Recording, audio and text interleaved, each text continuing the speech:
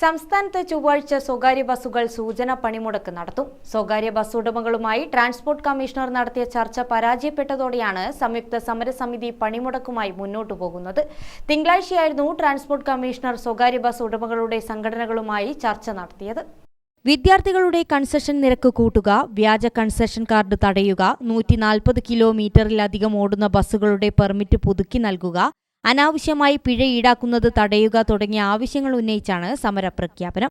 ആവശ്യങ്ങളിൽ ഒരാഴ്ചയ്ക്കുള്ളിൽ പരിഹാരം ഉണ്ടായില്ലെങ്കിൽ അനിശ്ചിതകാല പണിമുടക്കിലേക്ക് നീങ്ങാനാണ് സ്വകാര്യ ബസ് ഉടമകളുടെ നീക്കം. ജൂലൈ 22 മുതൽ അനിശ്ചിതകാല സമരം ആരംഭിക്കാനാണ് നിലവിൽ സ്വകാര്യ ബസ് ഉടമകളുടെ തീരുമാനം. നേരത്തെ ഗതാഗത മന്ത്രി KB ഗണേഷ് കുമാറിനെതിരെ രൂക്ഷ വിമർശനമാണ് ബസ് ഉടമകൾ ഉന്നയിച്ചത്. ആവശ്യങ്ങൾ കേൾക്കാൻ പോലും മന്ത്രി തയ്യാറാവാത്തത് എന്തുകൊണ്ടാണെന്ന് ബസ് ഉടമകൾ വാർത്താസമ്മേളനത്തിൽ ചോദിച്ചു.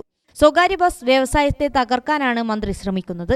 പെർമിറ്റ് പോലും പുതുക്കി നൽകാൻ തയ്യാറാകുന്നില്ലെന്നും സ്വകാര്യ ബസ് ഉടമകൾ ആരോപിച്ചു.